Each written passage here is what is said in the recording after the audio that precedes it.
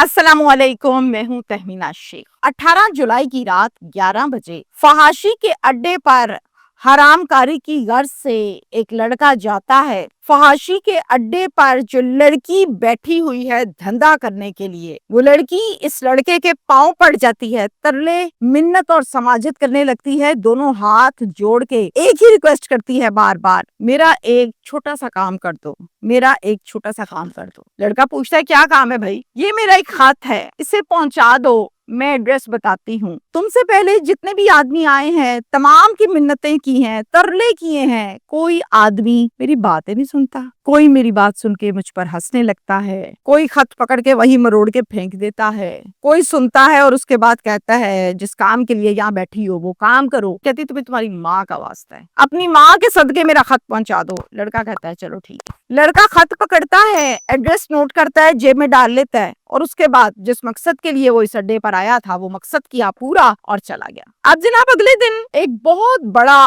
Police का red होता है इस फहाशी के अड्डे पर। तो यहाँ पर मौजूद लड़कियां हकीकतें बहुत सी खुलती हैं कि इंसान सुनकर हैरान रह जाता है कि ये एक अड्डा है। बज़ाहिर अमूमी तौर पर लोग कहते हैं कि भाई 2 नंबर लोग हैं, जिस्म फरोशी कर रहे हैं, गद्दे लोग हैं, लेकिन अंदर कौन से लोग हैं, कैसे लाए गए, क्या सिस्टम है, ये एक लंबी दास्तान इस रेड में जाके खुली। ये खत देने वाली लड़की कौन थी और खत को पहुंचाना कहाँ चाहती थी? आखिर उस खत में दर्ज क्या था कि वो मिन्नतें, तरले, वास्ते दे दे के लोगों को कहती थी कि किसी तरह बस पहुंचा दो। शेखुपुरा का इलाका है रहमानपुरा, वहां पर रहते हैं मोहम्मद शफीक साहब। शफीक साहब की अहलिया है जी मदीहा। इनके 2 बच्चे हैं, एक बेटी है एक बेटा है। बेटे का नाम है अब्दुर्रहमान, ये बड़ा है, और इसकी बहन छोटी है, उसका नाम है अरूज फातिमा, और अरूज 18 साल की है। अरूज की सोशल मीडिया के ऊपर एक उस्मान नाम के लड़के के साथ गपशप हो जाती। अब ये गपशप जो है वो आहिस्ता आहिस्ता डिटेल से फोन कॉल्स और मोहब्बत में तब्दील होती है। अरूज अब फोन पर बातें करने के साथ साथ इस लड़के से मुलाकातें भी करने लगती है।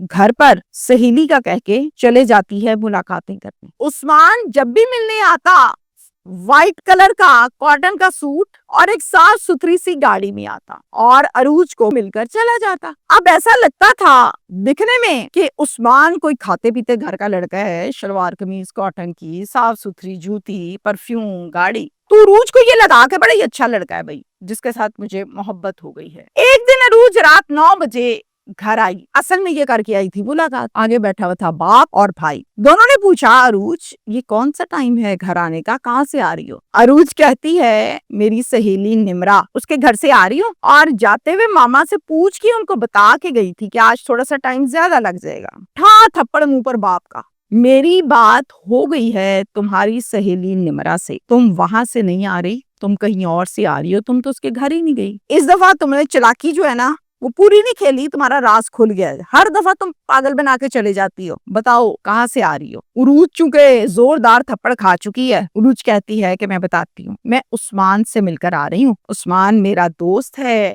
मुझे बहुत पसंद है और मैं इसके साथ शादी करना चाहती हूँ। ये सुनने की देर थी, बाप और भाई ने दे धड़ाधड़ थप्पड़ पे थप्पड़ बारिशें कर दी थप्पड़ों की, और ये लड़की हवास बाख्ता हो गई और इसी मारपीट में उरूज से मोबाइल छीना, पास रख लिया और ये कहा कि एक कदम भी इस घर से बाहर मत रखना, आज से तुम्हारे पर पाबंदी है। जिस दिन मैंने देख लिया कि तुम्हारे पास फोन है या तुमने पाँव बाहर रखा है, तुम्हें जान से मार देंगे। ज़ाहिर है ये डर गई। इसी तरह से जिंदगी गुजरने लगी। बहुत दिन गुजर गए, निमरा से मुलाकात ना हुई, बात ना हुई, उस्मान से नहीं हुई। निमरा क्या करती है, हिम्मत करती है और उरूज के घर आ जाती है और आकर उरूज से मुलाकात करती है। उरूज मौका पाते ही कि जब पास कोई नहीं होता, उरूज सारा कुछ निमरा को बताती है। कहती है कि निमरा अपना फोन तो दो, मैं उस्मान को फोन करूं। निमरा फोन देती है, उस्मान को फोन करके बताती है कि उस्मान इतने दिन हो गए जो मैंने तुमसे राब्ता नहीं किया, उसकी वजह यह है कि मेरे बाप और भाई को सब पता चल गया है, ना मैं बाहर निकल सकती हूँ ना तुम्हें फोन कर सकती हूँ, तो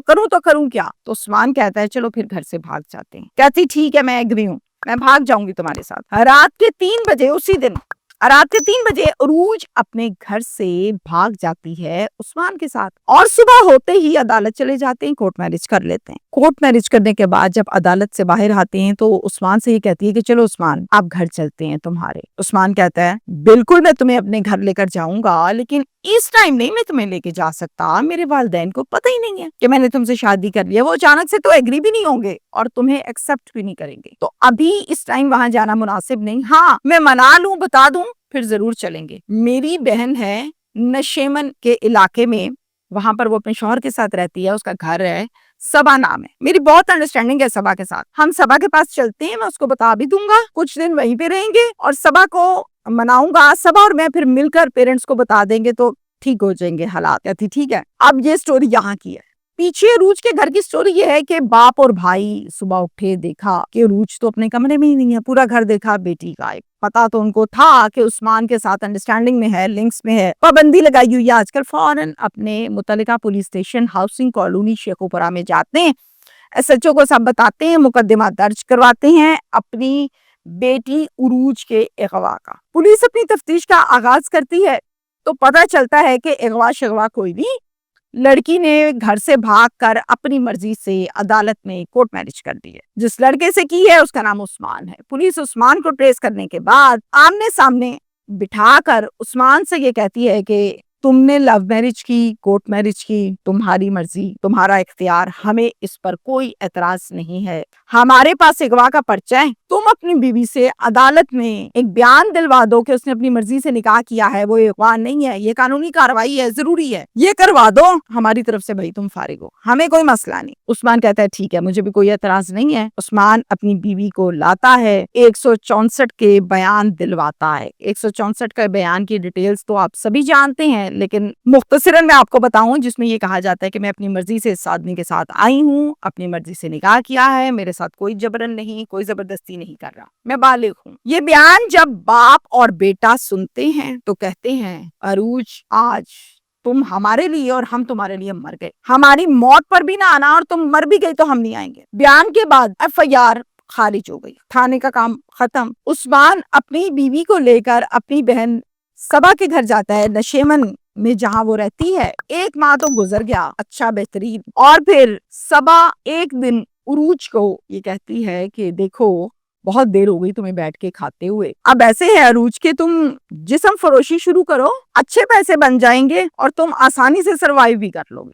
अब ये घरेलू लड़की थी, शरीफ फैमिली की थी, ये आंखें फाड़ फाड़ के देख रही है कि तुम तो मेरी नांदो, तुम कैसे कह सकती हो, मैं तो तुम लोगों की इज्जत हूँ। कहती है मैं तुम्हें कितना रखूं, कितना खिलाऊं, बस 1 महीना काफी होता है, अब बीबी तुमने रहना है तो फिर काम करना पड़ेगा, अदरवाइज यहाँ जगह कोई नहीं। उरूज कहती है सबा तुम तो टोटली पागल हो चुकी है, पता नहीं क्या हो गया तुम्हें, उस्मान को आने दो, मैं बताती हूँ सारी बात के, तो मुझे ऐसे कह रही है। सबा अपने शौहर हनीफ को बुलाती है और दोनों मिलकर खूब मार पिटाई लगाते हैं उरूज की। और फिर उसके बाद सबा पूछती है हाँ बताओ जिस्म फरोशी करोगी कि नहीं, कहती नहीं। फिर सबा अपने शौहर हनीफ से पहली मर्तबा अपनी भाभी के साथ ज्यादती करवाती है, पास खड़े होके। उरूज हैरान और परेशान कि मैं किन लोगों में फंस गई, मैं तो मोहब्बत के चक्कर में आई थी, ये क्या हो क्या रहा है मेरे साथ, और उस्मान भी नहीं आया, पूरी रात गुजर गई। अगले दिन जब आया तो उरूज ने अपने शौहर उस्मान को सब कुछ बताया। अब मेरे भी जहन में और आपके भी जहन में ये आता है कि यकीनन उस्मान इस बात पर अपनी बहन को जान से मार देगा कि तुमने मेरी बीवी से जिस्म फरोशी करवाई, मगर ऐसा होता नहीं है,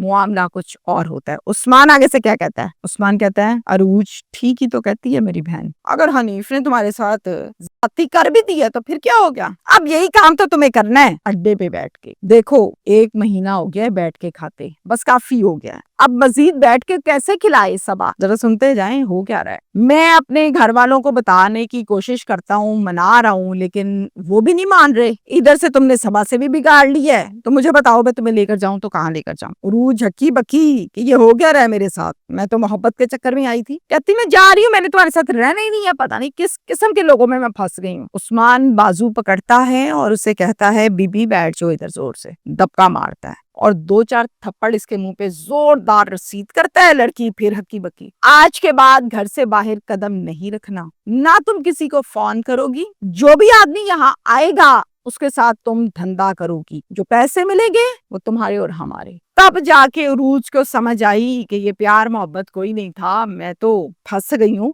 گندے لوگوں میں۔ اصل میں یہ ایک گینگ ہے جو لڑکیوں کو اسی طرح سے کارروائی ڈال کے ان کو ٹریپ کرتے ہیں، جسے ہم فروشی کے اڈے پر بٹھا دیتے ہیں، ظلم کرتے ہیں، کمائیاں کھاتے ہیں، آدھے اس کے اور یہ بڑا ہی کیچڑ ہے، گند ہے۔ اب والدین جو ہیں ان سے تو رابطہ ختم ہو چکا تھا، جس دن 164 کا بیان دیا تھا، زندگی موت جینا مرنا ختم۔ 6 ماہ تک اڈے پر عروج نے دھندا کیا۔ عروج اس گندی دنیا سے نکلنا چاہتی تھی، لیکن نہ کوئی آسرا نہ سہارا۔ اس لیے عروج ایک خط لکھ کر ہر آدمی سے یہ کہتی تھی کہ میرا خط پہنچا دو، میرا خط پہنچا دو۔ 6 ماہ تک کسی نے خط نہیں پہنچایا، نہ سنی، اس کی بات ہی نہیں سنی۔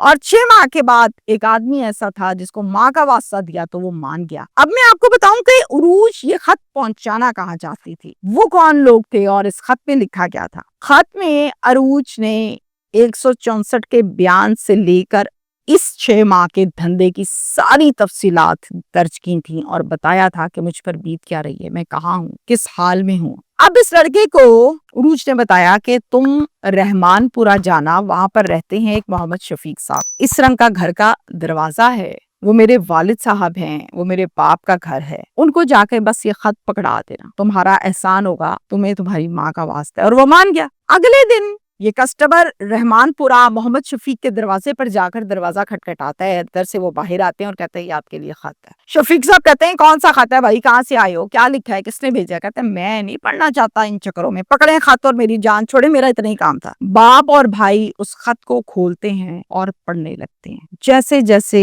لائنیں اس خط کی لکھی ہوئی پڑھتے ہیں، ویسے ویسے آنکھوں سے زاروں قطار آنسو نکلتے ہیں۔ شدید طریقے سے دونوں رونے لگتے ہیں۔ بھائی جو ہے فوراً گیا housing colony police station Shekau پورہ، جا کر پولیس کو ساری بات بتائی۔ پولیس اس فحاشی کے اڈے پر ایک بھاری نفری کے ساتھ ریڈ کرتی ہے۔ اڈے پر موجود لڑکیاں، گندگی، فضولیات سب تو دیکھا ہی اور پردہ کھولا ہی، لیکن اس کے ساتھ ساتھ عروج اس کو بازیاب کروایا۔ صبا اور عثمان کو وہاں سے گرفتار کیا۔ عثمان ہے عروج کا شوہر اور صبا ہے اس کی بہن، عثمان کی بہن۔ ان کو گرفتار کر کے تھانے لے آئے۔ حنیف جس نے پہلی مرتبہ عروج کے ساتھ زیادتی کی تھی اپنی بیوی کے کہنے پر، وہ موقع سے بھاگ گیا، یعنی کہ ابھی تک وہ مفرور ہے۔ عروج جیسے ہی باپ کو دیکھتی ہے، لپک کے اس کے سینے سے زاروں قطار رونے لگتی ہے۔ بہت زیادہ رونے کے بعد باپ بھی جب اپنی بیٹی کا چہرہ دیکھتا ہے تو بہت زیادہ وہ بھی رونے لگتا ہے، دکھی ہوتا ہے۔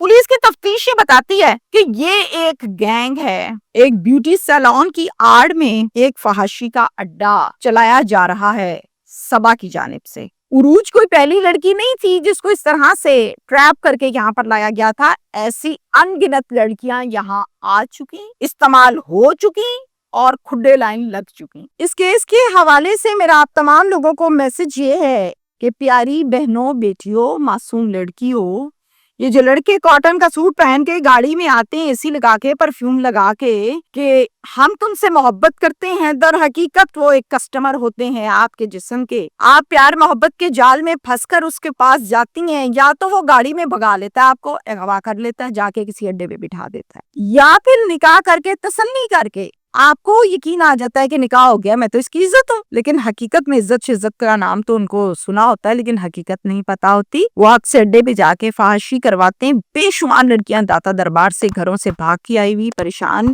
رونے دھونے والی، ناراض ہو کے آئی ہوئی لڑکیوں کو اسی طرح سے اڈے پر بٹھا دیا جاتا ہے۔ شروع کے 6 ماہ تو تکلیف ہوتی ہے، جانا چاہتی ہیں وہاں سے، کام نہیں کرنا چاہتی ہیں، اور پھر اس کے بعد اس دلدل میں پھنستی چلی جاتی ہیں۔ ہر لڑکی اپنی مرضی سے اڈے پہ نہیں آتی، پتہ نہیں کس طرح سے ٹریپ ہو کے وہاں پہنچتی ہیں، قیمتیں لگ کے، اور پھر اس کے بعد یہ ایک دلدل ہے جس سے باہر نکلنا مشکل ہو جاتا ہے۔ تو پیار محبت عشق ہو گیا تو باپ اور بھائی کے بغیر کسی غیر آدمی پر یقین نہیں کرنا۔